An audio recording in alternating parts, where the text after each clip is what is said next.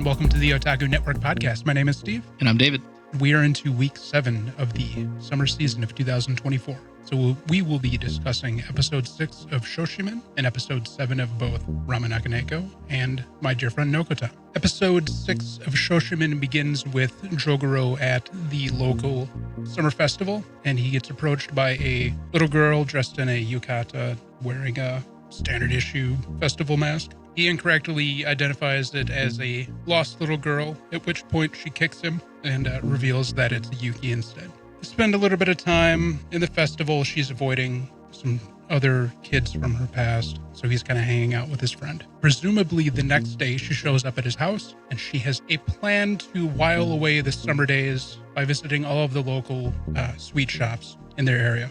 Even though he doesn't like sweets, particularly Western sweets, he agrees to her demands. Perhaps the next day after that, they had made plans to go hit the first location to get a couple of different things, but she informs him at the last minute that she's unable to join. Something has come up that has kept her at the house, but she wants him to go in her stead and then come back to her house with a list of specific desserts. So he goes to the shop on his own with the list, and one of the items, a cake of sorts called a charlotte. She'd requested 4 of them, but there were only 3 available, so he just gets the 3. Heads to her house. They're just getting ready to sit down and eat when she gets a phone call that she takes in a different room. He gets kind of anxious because the phone call is taking quite a while, so he first sets out all of the cakes and then eats his charlotte, having given her 2 of them because she's the one who really loves the sweets. The charlotte impressed him so much that he begins to debate how easily he can get away with stealing her second one because she doesn't actually know how many he bought. So he starts going through a series of scenarios in which he would eliminate the evidence to present to her the idea that there were only 2 of them because he really liked the cake so much. She comes back and he feels that he has done a sufficient enough job until he realizes that the amount of napkins packaged in the container that the cakes came in could give away the fact that there were more than are being presented. Comes up with a ploy to spill his coffee to get rid of some of the napkins, and when he sits back down, he goes to grab his handkerchief to wipe some sweat off of his face, realizes that he had used the handkerchief to get rid of some of the evidence, and instead reaches for tissue to wipe his face off. At this point, Yuki attempts to trap him so she can confirm her suspicions that he's hiding something from her in relation to the desserts that they're eating. The entire giveaway was the fact that earlier when he had showed up, he had wiped his face off with his handkerchief, so she figured he must have used it for something else that required him to keep it hidden and out of sight. She forces it out of him that he ate the second of 3 of the charlottes, and they kind of part on amicable terms as she was amused by his attempt to deceive her and her ability to suss out the deception. Yet again, we have another mundane mystery. I actually kind of enjoyed this episode. I was waiting for her to beat the shit out of him. We were waiting for the tiger to be unleashed. Oh, yeah. I liked when he was going through the different scenarios in his head of how he'd have to destroy the evidence or modify things so that it only looked like there were 2 of the charlottes. Yeah, no, I thought it was a good episode. Did you notice that there was actual background music at one point? Yes. It wasn't just a completely silent episode. Yeah, and a lot of it was his internal monologue as well. Yeah, he's a piece of shit. Trying to hide that cake from his friend who loves sweets. Oh, and he hates sweets, and he was like, this is amazing. Yeah, I know. I was like, you fucking hypocrite. He destroyed that thing. He's like, delicious. This is the best. He did inhale that fucking charlotte. Wonder how much they liked the mango pudding. Mango pudding seemed kind of meh. That was the only thing that they really left us hanging on that episode was whether the mango puddings were good. I think the thing I didn't understand is his contemplation with the coffee and why he felt that he needed to add his barley tea. Some of his barley tea to it to fill up the cup. Because was he drinking coffee as he was eating the first one? Yes. Got it. Okay, makes sense now. I didn't pick up on that. Because remember, after he devours that charlotte, he does his smug little coffee thing at the end. Oh no, I totally forgot that part. Yeah. Okay, all makes sense now. And because he wanted to keep up the ploy that he was still hot from bicycling over. Yeah. He made it look like he consumed more barley tea instead of coffee. Yep. Okay. Or more so the fact that he didn't drink any of his coffee. But 2 birds, same stone. Because I could follow his reasoning there. She would get suspicious if he was why would he just start drinking his coffee for no reason? Yeah. Because I think his thing is that he drinks the coffee to downplay the sweetness of things. Yeah. Because I know people that do that. They'll eat something sweet and then drink some coffee to kind of downplay the sweetness because of the bitterness of coffee. Mm-hmm. And she would get really suspicious. He put a good amount of garbage in his pants pocket. He did. He really did. Wrappers, his soiled handkerchief. Those poor pants. He better remember to take them out before his mom does his laundry. Bold of you to assume that he doesn't do his laundry. Just saying. Have we seen either of their parents? We have never seen. Have we seen any adults? We have seen no adults in the show. I can't even think if we've seen any administrators or. We haven't seen administrators. We haven't seen teachers. Yeah, it's only been adolescents. I mean, we saw adults in the crowd at the summer festival. Right, but and you see adults at the stores that they visited. Fair. Oh yeah, he talked to an adult at the bakery. But still, we haven't seen any important adults that are related to them directly. Yes. Whether through school or through family, familial relationships. Well, Kengo's sister is an adult, but that doesn't necessarily count. She was plot important. Yeah, with her detective skills. And her access to Japanese records. Government information. Which could land her in jail for a long time. So I'm wondering if the prolonged conversation, perhaps combined with the earlier thing that came up that prevented her from leaving the house, will be the next longer arc. This may be the beginning of the next arc, I'm thinking. Or it's just going to keep one-offing us. I don't know. The only arc we got was that driving school arc. And they're like, yeah, you know what? No more arcs. It doesn't feel like boring it would do mystery that. of the week. Have fun. I never thought about how much it would hurt to be kicked in the shin by a gaita. It sounded like it hurt. Yeah. It was a very solid thunk. I mean, that's the solid wooden platform.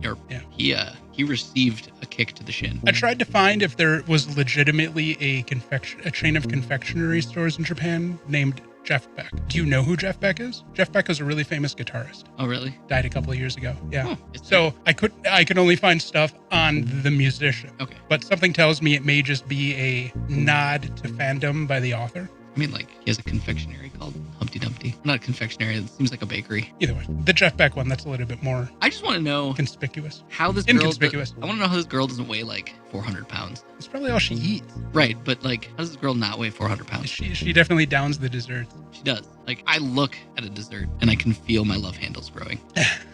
Like. Yeah, but you're not a 15-year-old, Japanese schoolgirl. Okay, when I was a 15-year-old American schoolboy, I would look at sweets and I could feel my love handles growing. She obviously is not physically active. No, she's not. Unless she's doing mixed martial arts on the weekends because she's, this crazy tiger that they referenced. Oh, yeah. That's just going to go ham one of these days. I want to know like her level of crazy. Yeah. Like they keep referencing. I also realized that Shoshimin just means ordinary. Ordinary, yeah. Kind of like small people is essentially a kind of a rough direct translation. Yeah, because whenever the term ordinary people would come up in the phrase that they say in Japanese is Shoshimin. Yeah, and I'm like, it's just ordinary people. Yeah. How to become ordinary. Yes. It's like that is a terrible name for a show. I mean, because the book series is really just referred to as Shoshimin. Fair, but still, like, Yeah.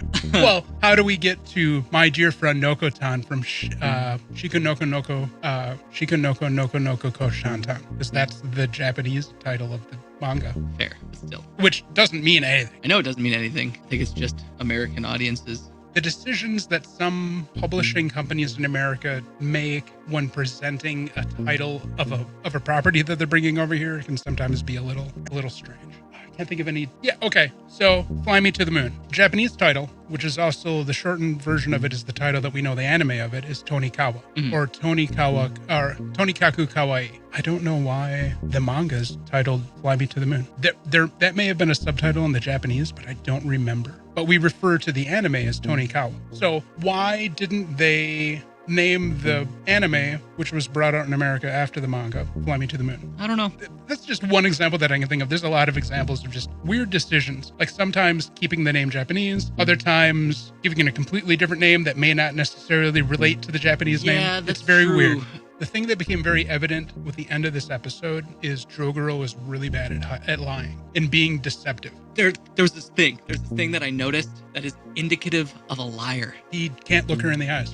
Yes, and if you notice, he kept looking up and to the right. Did you notice that when he was lying? Yeah. That is indicative of somebody that can't lie. Somebody that cannot lie, or when they're lying, will give cues when they look up and to the right that they're lying. That's like a scientific fact. I actually got super excited and I was like, oh my God, that is so accurate to psychology. I actually got actively excited for this episode. I thought this was a good episode. I liked the pacing of it. The beginning portion where they're at the summer festival seemed out of place. So Yeah, that was really weird timing. yeah, I don't know if they were only using it as the setup for her presenting him with a plan for the summer. I don't know. She could have just shown up. So I'm hoping that it will be more meaningful as we carry on. I hope so, because I was like, oh, it's gonna be a summer festival episode, and I was like kind of interested to see what mystery was gonna happen at a summer festival, and then they're like, summer festival's over. I'm like, come on. I was genuinely interested for 5 seconds, and then she's like, sweets, and I'm like, fatty. I'm surprised he wasn't more interested in who the older classmates she was trying to avoid were, because there's a good chance it may have been ones that they both had because they went to middle school together. Yes, it might have been elementary school for her. Because didn't they meet in middle school? They met in middle school, yeah. Him and Kengo have known each other since kindergarten. Yeah, Jogoro and Kengo have known each other since they were little, and I think they went through elementary school together, yes. and then he met her in middle school because Kengo didn't know her before. Correct. Kengo didn't know her until we've established a timeline. The timeline of which was established in the first 5 minutes of episode 1. Right, but we had to reestablish because David has the memory of a goldfish. That's okay. The lying bit was the best part of this episode. The fact that they animated psychological tics into him lying to her. I was like, either she's gonna catch on that he's doing the psychological tics. She was totally gonna catch on because of that. Or she's just as fucking observant as he is, wiping himself off with the tissue rather than a handkerchief. When he grabbed for those tissues, I'm like, that's it. I was like, girl. She's totally gonna point that out, and she did. Actually, I didn't even notice it. Oh, I really? missed that he used his handkerchief at the beginning. So the reason why I remember that is that when he did that, the first thing I thought of, God, he's like an old man. That's an old man thing to do in Japan. Fuck you, I use a handkerchief. No. I'm talking in the context of Japanese society. That's an old man thing to do. Like you sit down at like a restaurant or whatever and you pull out a handkerchief and you just wipe your face. The way he even wiped it down is like, God, I've seen so many images and video of old men doing this. That's what I thought of. I wipe my face like that with a handkerchief. I'm an old soul. But no, the psychology kept me interested this time. The fact that he was playing all of the guilty cards, like, dear God, I'm guilty as fuck. Did you even notice that he would sweat at certain points too when she was like close to maybe figuring something out? Yep. I was like, this man is the worst liar ever. He can never like commit a real crime. No, God, if he ever committed a real crime, done instantly. Like, hey, did you see who did this? No. Oh man, is it hot in here? Is it just me? You're like, shut the fuck up. And as he was beginning, when she came and stepped back down, I kept thinking, God, how much of this is going to start referencing a Telltale Heart?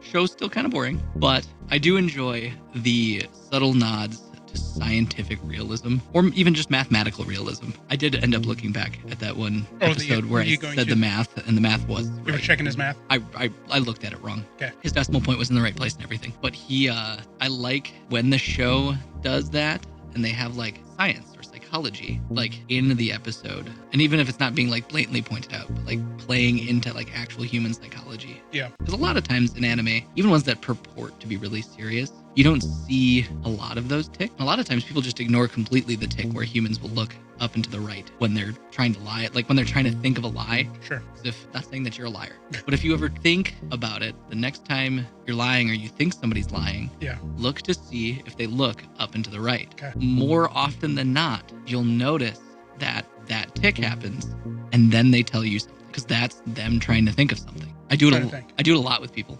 I think the story goes to great lengths to be realistic, like painfully, mundanely realistic. So when you caught an episode of Days with My Stepsister with me today. Yes. Okay. Again, another painfully low-key show. How would you compare that episode you watched versus what you've seen in Shoshimin? Both very subdued. Honestly, I was kind of confused with Days with My Stepsister. I didn't know what was going on. It was episode 7. You've never seen the show before? Honestly, I got really distracted by the disappearing fanny pack.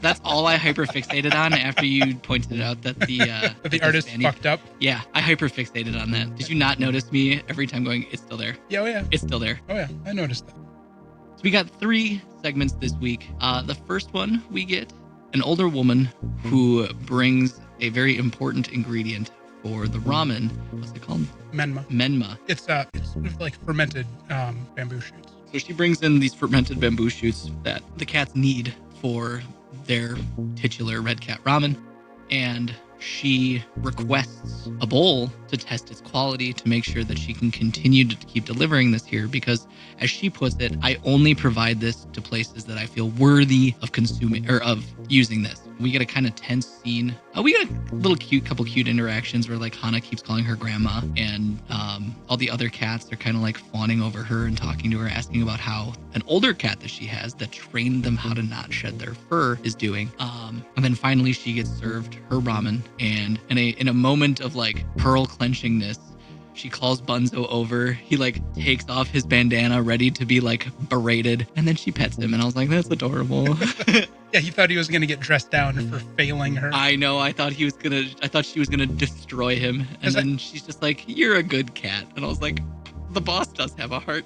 Because I think they had talked about how she had been a supplier for the person that Bunzo had taken the business over from. Lo and behold, Bunzo does his thing. She's happy with him. Then the next one, we get Tamako brings in a watermelon that her family grows, and it's huge. And we come to find out that the cats love watermelon, especially Krishna, who gets a whole half a watermelon. And then we also find out that Hana only eats the tip of the watermelon. Yeah, Hana's not a big watermelon and fan. then gives the rest to Krishna. And we get this hilarious scene, as you can see from our title card, where Krishna's face is covered in watermelon, and it looks almost blood-like. It's like the meme video of the bunny destroying strawberries. Yeah, or there's a video of a kitten that eats watermelon and his face is just red. And Krishna startles Tamako at first, and she's like, "Oh my god, oh, it's just the watermelon." And Krishna goes over to the mirror, and she's just like, "This is horrendous and horrifying. I look like a monster." And that's pretty much the end of that episode, or that segment. It's very cute, very... There's one key point for that one, though, where Hana is... Oh, Hana is actually being super nice. She's becoming more... Tamako is becoming more endearing towards her. She's warming up to her. So at the end of that segment, she calls Tamako by her given name. Yes. Starts calling her Yashiro-san, and it's just... heartwarming. It's chef's kiss. This anime is just... we'll talk about it in a second. I keep describing. And then in the last one, we get a duo of customers coming into Ramen Akaneko who are actually part of a large ramen chain in Japan, who kind of are trying, the guy at least is trying to do a kind of hostile takeover of the ramen shop. He first appears outward and nice, but it's made very apparent, Sasaki and Bunzo, that he is just here for a takeover. It is not pleasant. He's not trying to be nice. He just wants to remove competition, is what it pretty much seems like. Sasaki tries to be very diplomatic. Doesn't really work. And Bunzo finally is like, "Stop beating around the bush. Get out." And he literally tells him to take a hike. And this guy is telling his associate who's with him to like cut off all their supply chains, like interfere anything that delivers to them. And she quits because she's a cat lover. And you're just like, Saved by the Bell. And that's pretty much it. We get the daily Akanekos, where it's just, again, follow-ups. We get a little bit of insight on the older cat, what he told the other cats on how to do it, and that they can't tell humans because he's worried that humans will teach all cats how to not shed. Well, forcibly force all cats to go into the training, which he doesn't want because he wants it to be voluntary. Yeah. And then for the watermelon one, I think that's where we find out that Hana just likes the tip. Yeah. And then in the last one, it's just that woman obsessing that she almost did all these terrible things as she's petting her not talking cat. And yeah, that's pretty much a close up to a pretty entertaining episode for this. Yeah, it wasn't too bad. Did you notice how Sasaki was doing everything he could to not deliberately say no to the gentleman? Yes. And that Bunzo himself didn't even say no. Right. So that's kind of a thing culturally in Japan when people who don't know each other intimately are trying to negotiate things. A lot of times in conversations like that where one of the parties is not interested in what's being asked of them, they will not directly decline, but they will try to steer the conversation in a way that will indirectly let the other person know that they're not interested instead of just outright saying no. Yeah, because they want you to realize for yourself that you shouldn't be asking them this thing. Yeah, Japan's aggressively polite when it's like business related. Aggressively avoiding direct confrontation, which is aggressively polite. Which is where Bunzo suddenly coming out and being like, "You just need to get the hell out," was an interesting change of tact. He's a cat. He is a cat. He doesn't follow human standards. He's like a gruff dock worker. Exactly. It doesn't help that he wears the headband all the time. He gives 0 fucks. No. And I love Bunzo for that. Bunzo's my man. If that was my cat, I'd be like, fuck yeah, little buddy. You want some Temptations treats? Let's go. Let's go get you some Temptations. Shake that can. You want some catnip, buddy? You want some catnip? There you go. Now make me some ramen. Did you notice in the first part when they cut to the other 3 customers that were at the table or at the counter, one of them looked exactly like Umaru-chan's big brother? Yes. I just now realized that. Holy crap. Uh-huh. But like looked exactly like him. yeah, I love how they were all like jealous. Like, I want to pet the boss. Yeah. They were all so jealous. But no, this anime keeps providing just excellent short segments that are really easy to get into. They're really funny or heartwarming or interesting. Yeah. Because not all of them are like silly or goofy. Some of them are super serious. Well, like the last segment. Yeah. And I'm sure that's going to come back up again. And I'm sure when it does, we will have the return of their lawyer getting involved with it as well, I would assume. Yeah, but yeah, it wasn't bad. It's hard to like super dig into this one because it's not like deep or... It seemed really short. Like each of the segments didn't even seem that long. No, didn't really seem that long. It didn't cover a lot of it. The longest one obviously was the last one because there was the whole back and forth negotiation about the guy's plans to try to like open up ramen, have ramen shops across the nation staffed by cats, and they're like, it's not going to work. Most cats don't want to work. It's never going to happen. Let alone talk. Yeah. But the first part, introducing the old woman. Also, the fact that Sasaki's going around and training a new generation of cats was also like a development. Yeah. As well. That adds on to the thing we learned in the previous episode where he has this. Which, this opens an interesting thought for me. Okay. Do the cats live normal cat lives? Like these ones, I don't think so. Like cat years. Like, are they going to die at like 15 or 16? So I think the concept that the show is trying to bring across is that cats choose to behave as the non-compliant pets that we understand them as out of choice. That if given the opportunity or the motivation, they can be more interactive and normalized in a human standard. I think they're normal cats. They're just choosing to be more proactive in their existence than a regular cat is. Now this begs the question, what is the average lifespan of a tiger? Oh, I don't know. Is Krishna going to outlive all of these cats? I think Krishna is really young, too. Right. Is she going to outlive all these cats? Tigers may live till 30, maybe, I'm guessing. Then that means that, like, Bunzo and Sasaki are all probably kind of, like, middle to end of life for cats. Well, at least Bunzo. He definitely seems... Well... Oh, no. Tigers live 10 to 15 years. Oh, okay. So she won't outlive them for decades. That's surprising. Yeah. Interesting. I'd never thought about that before. Cats have such short lives. Longer than some dogs. Yeah, a lot of dog breeds only live to be... like a decade or so. Yeah. The bigger ones usually have shorter lifespans. The little terrorist ones live forever. And I know most cats... Usually about 15 is a good lifespan. Yeah, 15. A lot of cats make it to 20. I know a lot of cats have made it to like 22, 23. Yeah. Those are some crotchety cats. They've lived long because they hate life so much. My uncle had a cat when I was a kid. Mm-hmm. By the time I could like remember things, that cat was already in its 20s. Jesus. That cat lived to be like 27, Steve. Oh my God. That is a hate-filled feline. That cat clung to life like a bitter old woman.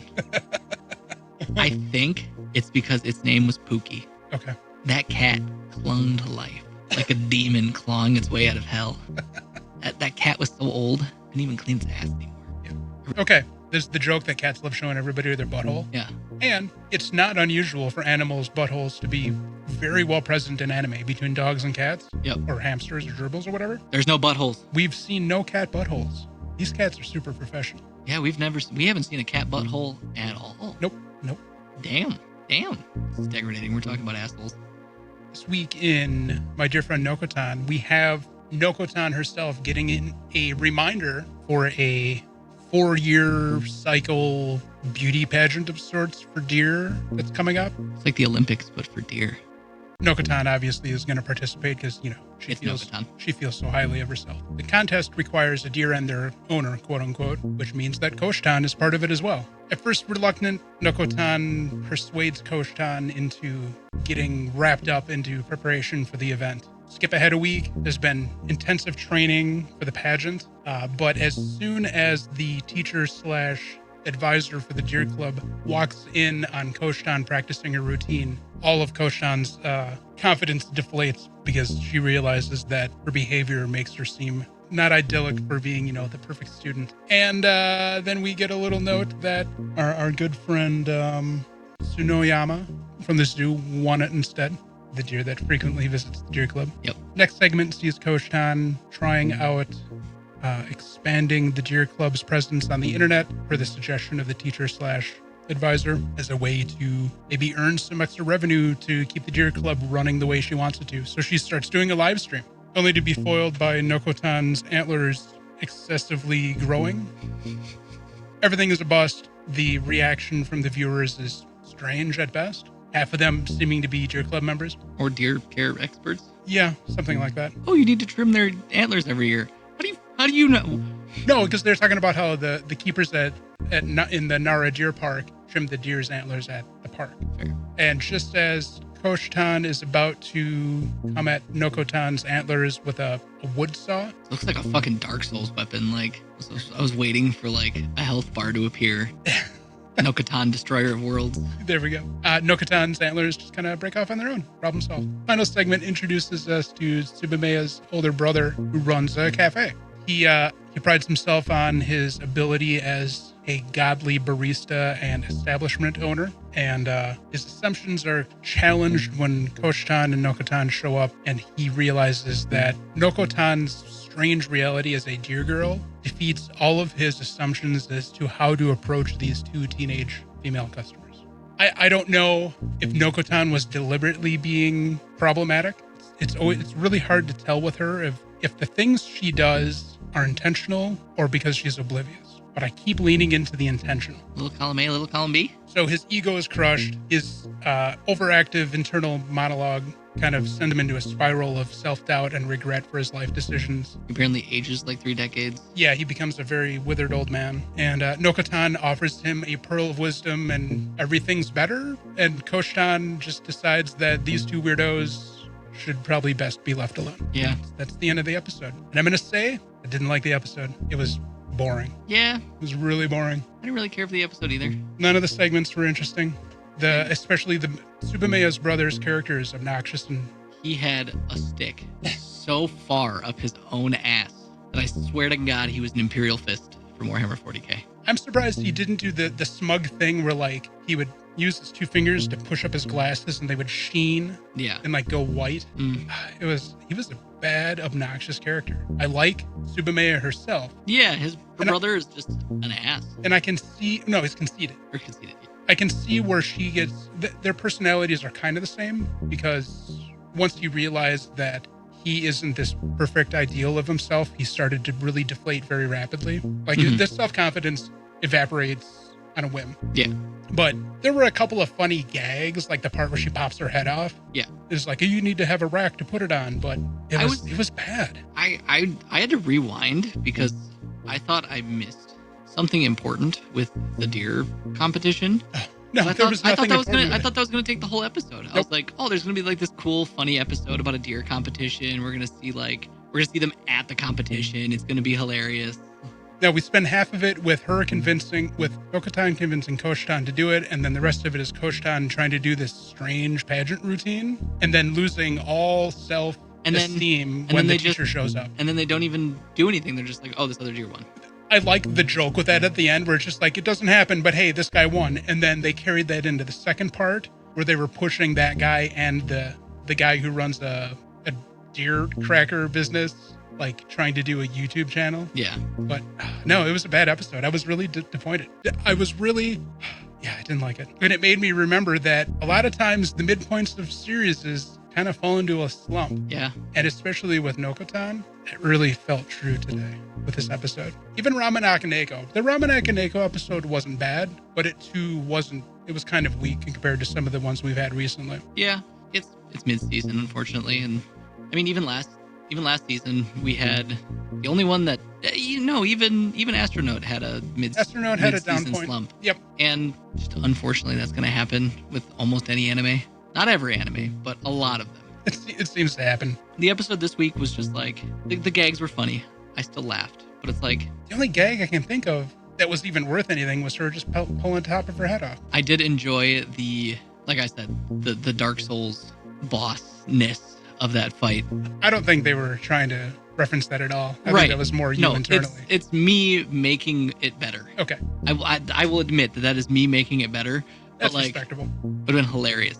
It would have been really funny. If a health bar appeared and it was just like Nokotan Horn of Eternity or something, Yeah. And you're just like, oh shit, nice reference to, a Japanese video game.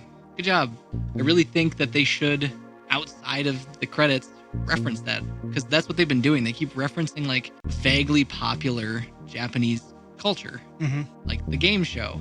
That's a part of Japanese culture. Those like goofy game shows. I feel if they would reference like the Miyazaki games, or if they would reference other animes, which they have. I take that back. But I feel like if they kept doing that and like doing gags based on pop culture, I think it would be a little bit more entertaining, some of the episodes. I think what made this episode even worse was that episode 6 was so goddamn funny.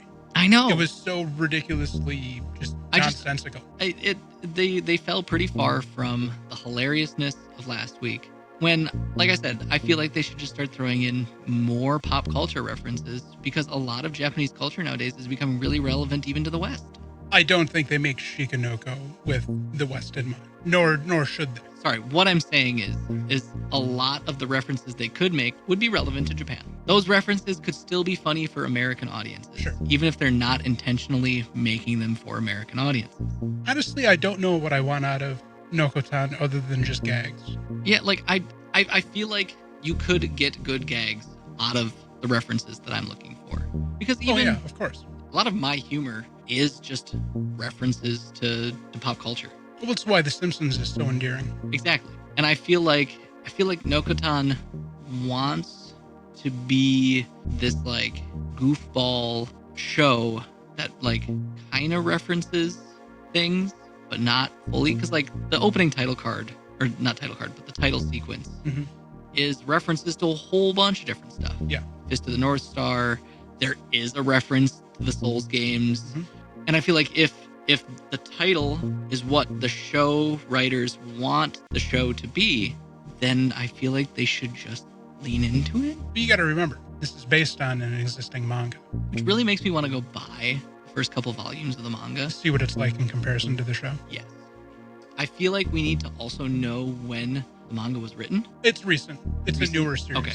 Because I guess the past because there 5 is or 6 years. There is the Souls reference, so they're within the last couple years. So Dark Souls would have been around when it was written, or Souls-like games. Yeah. I want more references, and I really want to compare it to the manga to see what we're missing. Yeah. If we're missing anything, or if it really is just there's this lull in the volumes. That just isn't interesting. It very well could be. Which is why I'd like to read it and see. Hopefully next week will be better. Hopefully. Maybe we can spoil it for ourselves by reading the manga. I don't think we'll get that far, but yeah, maybe. I think Shoshimin was the best episode out of the 3 this week. I will begrudgingly agree. Okay. Not that Ramen Akaneko was good. Right. But they both had lulls, and Shoshimin... They did. They did. Shoshimin, I feel, didn't lull as hard. It was better than last week's episode. It was better than last week's. It had that little bit of reference to real-world psychology that I really liked. I felt it sufficiently put me into the world this week. For some reason, last week, it really took me out of it. Okay. I didn't feel... you could tell by the way I talked about it last week. Yeah. I didn't like the episode You were ready to just stop watching the show altogether last week. If we weren't watching this anime for our podcast, after that episode, I think I would have just been done. Yeah, this week definitely was a slump. It had been a while since I'd thought about that concept of the mid-season slump in the story. Hopefully next week will be better. You know what's sad? I had more fun watching Shoshimin. Well, yes, Shoshimin, but I think I had more fun watching a couple episodes of Dragon Ball Z this week than Nokotan. Nokotan was not a good episode. I think I laughed more in a Dragon Ball Z episode than I did in Nokotan this week. Anything else? No, nothing that I can think of for the kind of slow week for these animes. It was slow. Hopefully next week will be better. It should So, be. Eight was pretty good for most of minus 3 Monster last season. So I'm hoping that we're gonna get a redeeming week this upcoming week. Yep. So thanks for listening. Please like, subscribe. We enjoy comments and interacting with all of you. We have a Discord channel that you can join us at and get into our conversations. Berate me for not liking Shoshimin, apparently. Yeah, pretty much. Yeah. We will see you guys next week. Deuces.